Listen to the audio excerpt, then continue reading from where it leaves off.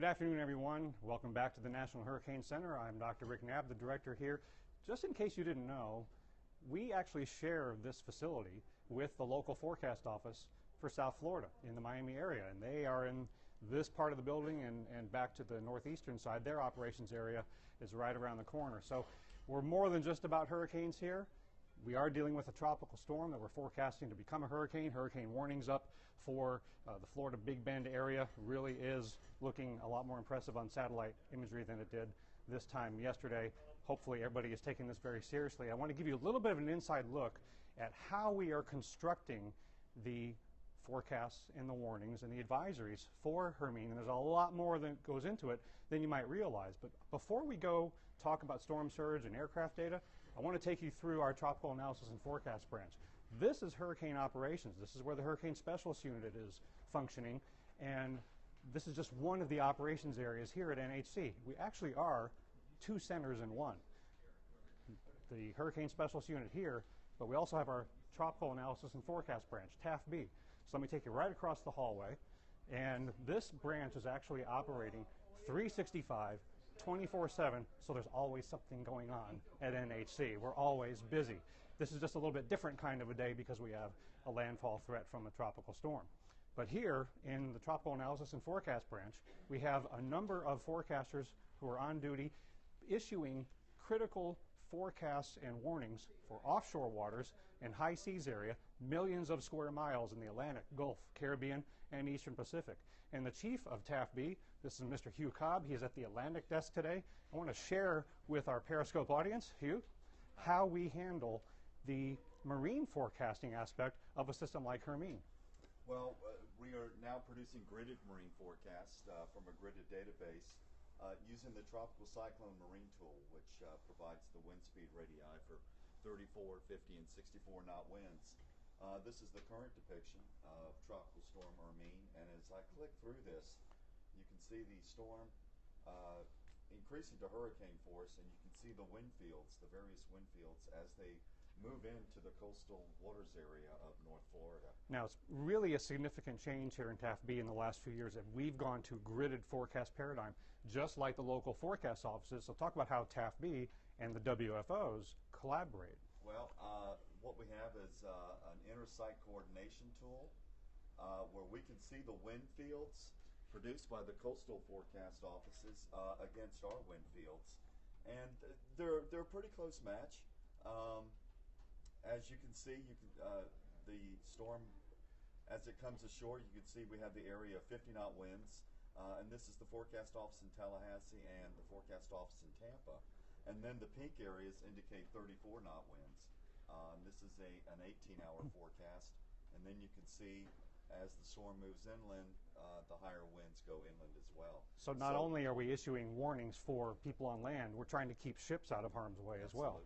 That's the mission here in TAFB. Thanks, Hugh, so much. We'll let them get back to work. It's a busy day for the operational forecasters. Now, you've seen this new prototype storm surge watch warning and our new operational potential storm surge flooding map. Where is all that coming from? Who's generating that? Let me introduce you to some of these folks. This is kind of what we call our fishbowl back here. It's right adjacent to TAFB operations, and this is where our storm surge unit has been collaborating with the local forecast offices. Jamie Rome here in the purple shirt is our leader of our storm surge unit, and we have a collection of experts here from our storm surge unit. You wouldn't believe how talented these folks are in so many different disciplines, not just meteorology geeks like me.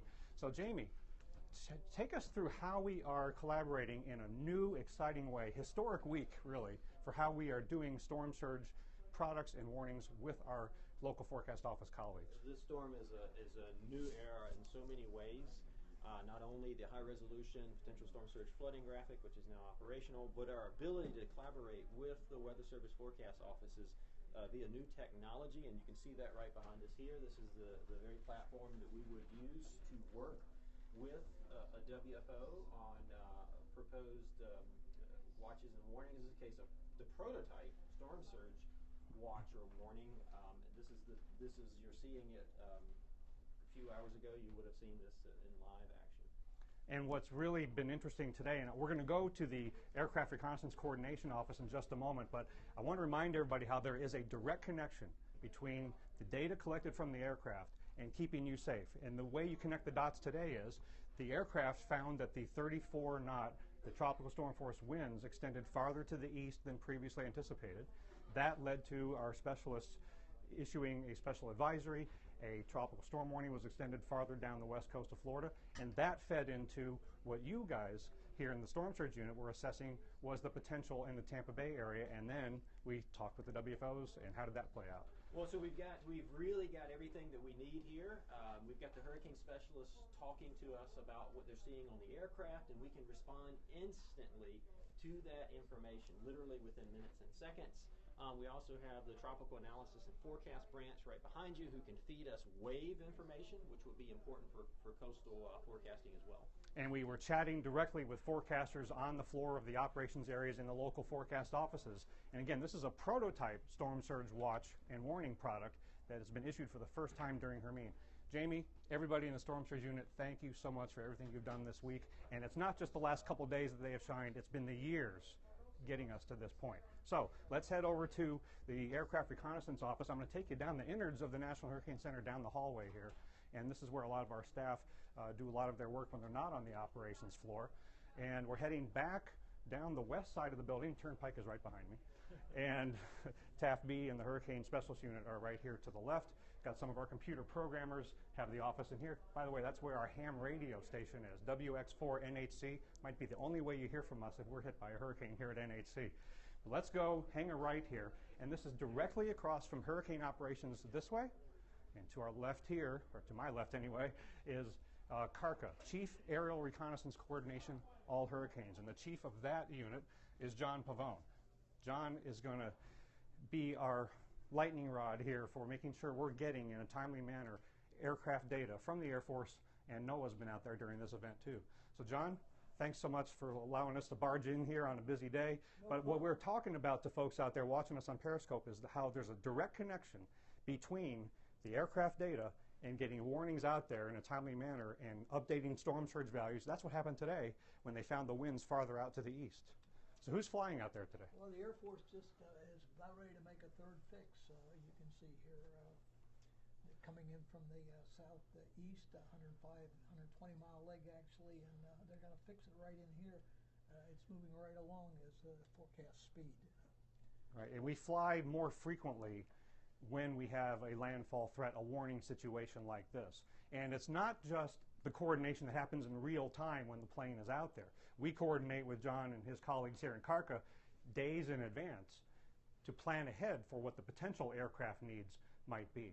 So it is really a team effort with these Air Force folks, along with our federal employees and contractors here at the Hurricane Center who issue the forecast. And I'll let you just take a quick peek. I didn't tell them I was coming, but we'll try not to surprise them. In just a few minutes, I'm going to be walking into this FEMA Hurricane Liaison Team room where we will do a coordination call with one of the FEMA regions. And we talk with the states and the FEMA regions, and occasionally with the President of the United States from this room. We did so during events like Sandy in the past. So I have to get off this Periscope broadcast because if I'm not in this room in 5 minutes, I'm late for an emergency management briefing. That wouldn't be a good thing. So thank you so much for joining us today. Ultimately, why are we doing all this? Why are the talented, dedicated people here at the Hurricane Center doing everything that I've shown you today? That's because we want you to survive the storm and recover in the aftermath. So if you're told to evacuate in advance of the storm surge that is impacting the Florida Big Bend area today, you get out. Stay safe. We'll talk to you again soon.